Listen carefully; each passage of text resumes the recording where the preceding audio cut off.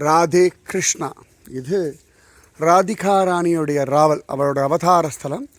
அந்த கோவிலில் மேலே நின்றுருக்கேன் நான். இதுதான் கோவிலுடைய கோபுரம்.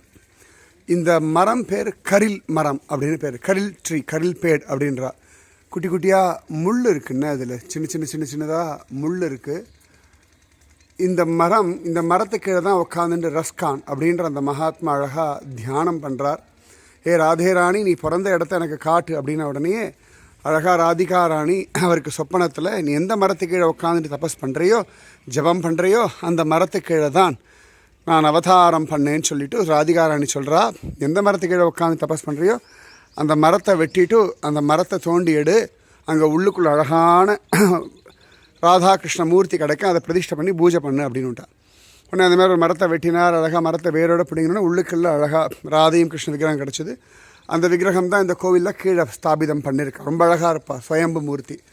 எல்லாம் பண்ணி முடிச்சதுக்கப்புறமா அந்த கோவிலெலாம் கட்டி இது பண்ணோன்னே அழகாக திரும்பியும் இந்த மரம் தானாக வந்துடுது. இன்னும் இதுக்கு வேர் எங்கன்னு யாருக்குமே தெரியாது. ஆனால் இன்றைக்கும் ஆச்சரியமாக அது உயிரோடு தான் இருக்குது இந்த மரம். அழகாக இது பூ பூக்கிற சமயத்தில் சின்ன சின்னதாக குட்டி குட்டியாக பூ பூக்கும். இதில் ஒரு மரம் கிருஷ்ணன், ஒரு மரம் ராதிகா ராணி.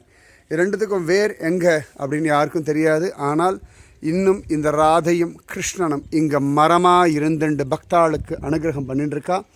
முன்னாடி யமுனா இங்கே ஓடிட்டு இருந்தா, இப்போ யமுனா அங்கே தூர தள்ளி போயிட்டா.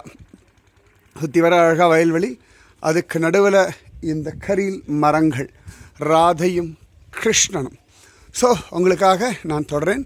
இந்த அழகான முள் குத்தட்டும், பரவாயில்ல, வாழ்க்கையில் முள் குத்தனமே. சில முள்ளெல்லாம் நம்மளை குத்தினா தானே நல்லது, இல்லாட்டி நல்ல புத்தி வராது இல்லையா. இது அழகான ராதையும் கிருஷ்ணனுமான மரங்கள் இன்றைக்கும் இருக்குது. ஜோ பாருங்கோ, எத்தனை அழகாக அதில் முள் இருக்குது பார்த்துக்கோங்க.